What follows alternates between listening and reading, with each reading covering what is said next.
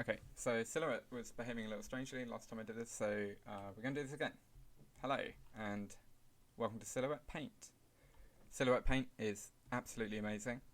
I've seen some insane stuff done with it, and you kind of turn to Silhouette Paint for when you need to frame by frame a problem away that you just can't get rid of with patches or with tracking or clever stuff or 3D solutions or anything.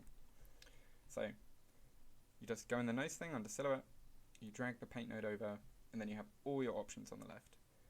You can figure out this stuff on your own. It's got like blurs and sharpens, pretty standard stuff, but the main stuff I pretty much always use is clone, which is your bread and butter clone tool, and if you hold control you can rescale, and that's just hitting C on the keyboard, and this functions the exact way every other clone tool functions. If you hit shift you offset it, and yeah, that's pretty much it. Shift, offset, paint. And if you hit Shift E, you get the eraser tool, and you can rub out your problems. So by default, this loads in really harsh, so set the opacity to 30%, and that means that it's a third of the effect. Except you have to paint 3 times if you want to get rid of something, except if you tick build up, you can just keep scrubbing and keep scrubbing and keep scrubbing, and it will get rid of what you do. But be careful when you do this, because sometimes you leave little invisible problems that you don't realise are there, and you have to come back and fix lots of stuff. So let's make a new paint node. This is a bug, sometimes it happens, and you have to start again. So let's do that. We're gonna do this, but we're gonna pick this name, but we're gonna call it 2, and we're gonna select that folder. Oh, heavens. New project. Dance Man 2. Sweet. Create project. And cool, it's happy. We're going to file, import media, grab our Dance Man, grab this, drag it in, click OK, and drop our paint node in. No.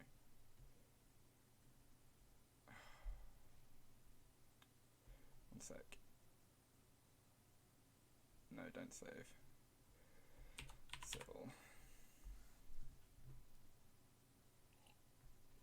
Now's a good time to take a sip of that coffee. This happens. I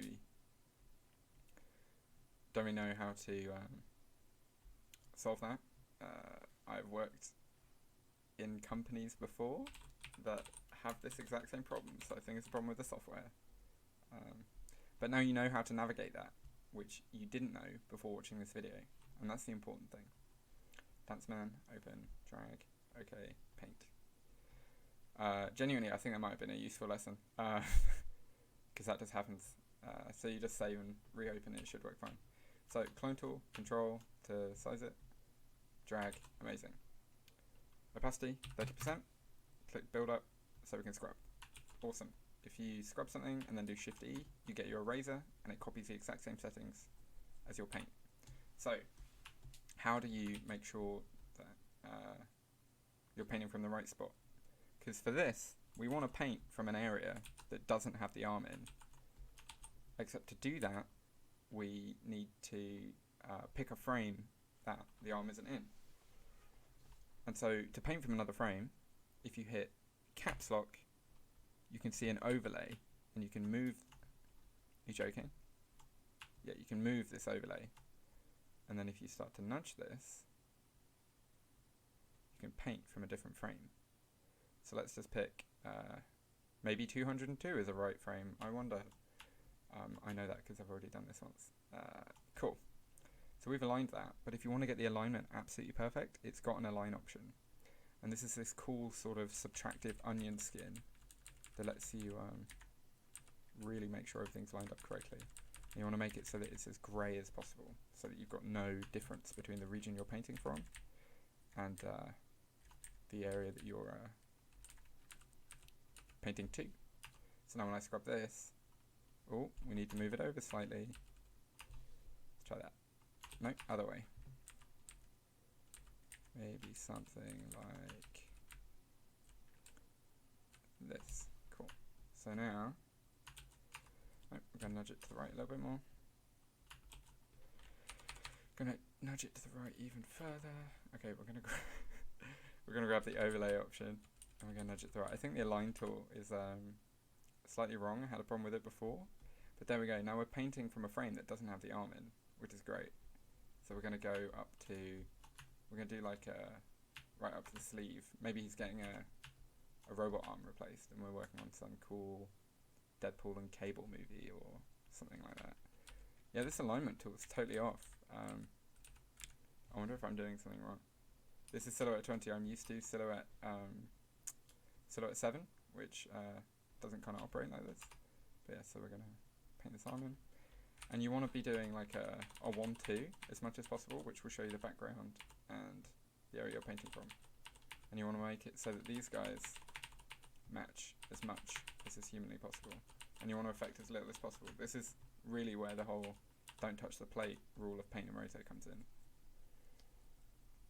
Can do something like that. Check the areas we're affecting. So yeah, you'll hear sometimes if someone's doing frame by frame, you'll know because you just hear from the other side of the room just something like that. Cool. This is going alright.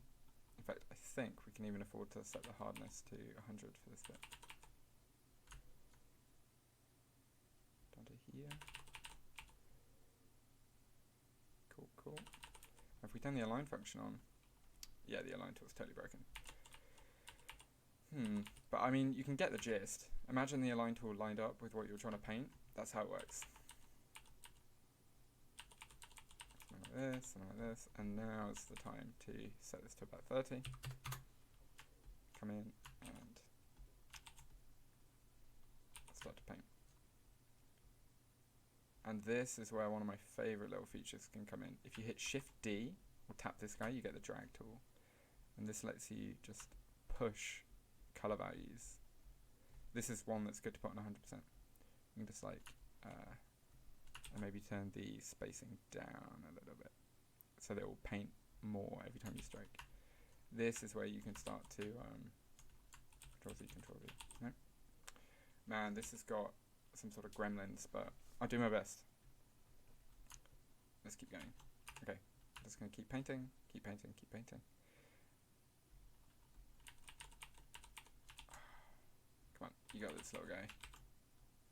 Start pushing that edge out so that it sort of matches what it might look like. Like that. Oh, that one's a bit much, but my undee's broken as well. Maybe hold off on Silhouette 2020, guys. Maybe try, yeah, maybe try Silhouette 7 if it's an available download. But we endure. It's even painting when I'm not pressing anything. Okay, and you're going to want to just... wow, I actually can't undo. This is hard mode. This is no mistakes. It's like doing a sketch. So you could soften that edge, but like kind of finesse it so that it's not totally wrong. So something like that might be a pretty good frame. And now that you've got this like master frame, that's not part of the background. Now that you have this master frame like this, you can go to the next frame, and you could either paint from this, and you see how this frame is moving as we go through. If you untick relative, it won't do that. So it's picking that frame relative to where we're painting from. Let's clean that up. So you can either continue painting from 10 frames ahead, or you can paint from your output, which is the final image, and we'd be able to actually paint from the frame behind. And if you click this, it will go to the frame that you're on. It will set it to the default. These are all the defaults. So we can actually go from the frame previous, and we could paint from that. But the danger of painting from the previous frame is that you're stacking, every time you paint, it gets a little bit blurrier, it gets a little bit filtered. And every time you paint from the output thing, if we went to the next frame and did that again, it would get even blurrier, and then even blurrier, until it's just a mush.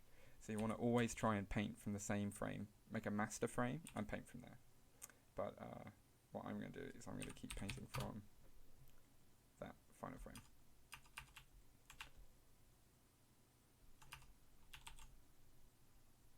I think Callum asked how to do frame by frame paint in Nuke. on 3D Hit, and I will probably get around to that as well, but honestly, frame by frame nuke, in my opinion, isn't possible. Not to a professional standard anyway, just because the Roto Paint node is so broken. I think they're improving it bit by bit, but I've been burned too many times. I won't trust it until it's really done. But you can see once you've actually aligned the frame up, it's not really a lot to it. Oh, well, there's a lot to it, but there's not really a lot to sort of worry yourself about. It's all just about finesse and getting good at it. I'm rushing here, which is why everything's kind of... dear, oh dear. Poor little Silhouette, so stressed. You can see it's just about getting the hang of it and learning the skill. Frame by frame of Silhouette really is a skill. But it's a skill you can learn. This is where it's really about, like, it's not about knowing the software, in my opinion. It's about getting good at it. It's like, you can know how to hold a pencil, but you need to practice. But I'm not great at drawing either, so maybe don't take my word for it. So now, we've got 2 frames of a armless man. And you can just keep doing this and keep doing this and keep doing this.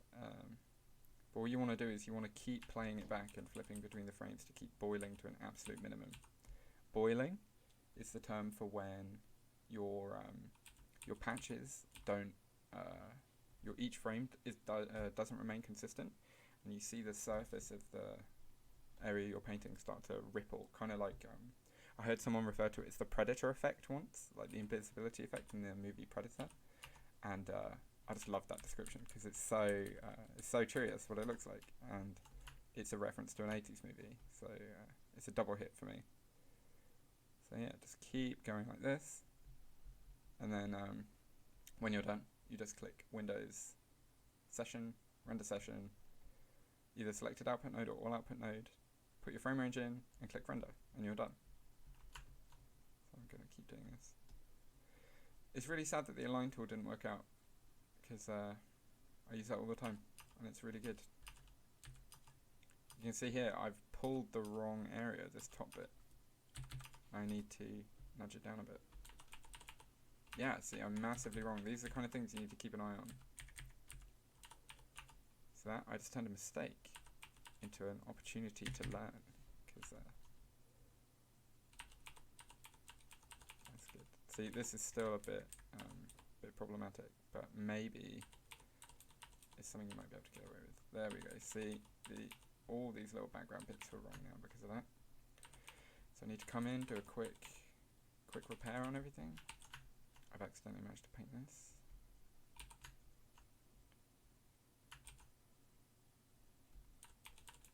Cool. This is wrong. There we go. And just like that, we've got 3 frames. And you just keep going. You just keep going. I keep doing this over and over again. And you end up with a guy with no arm. But there, you see that? Because I've been rushing it, you can see that little thing flickering. That's the kind of Predator effect boiling I'm talking about. But there you go. I hope that gives you the foundation to do some frame by frame paint and have fun with it. Yeah, download a trial of Silhouette or buy it if you've got the money. It's this bug again. I'm really not making a good impression with this software, but honestly, it's so good for what it does. Yeah. Cool. Have fun.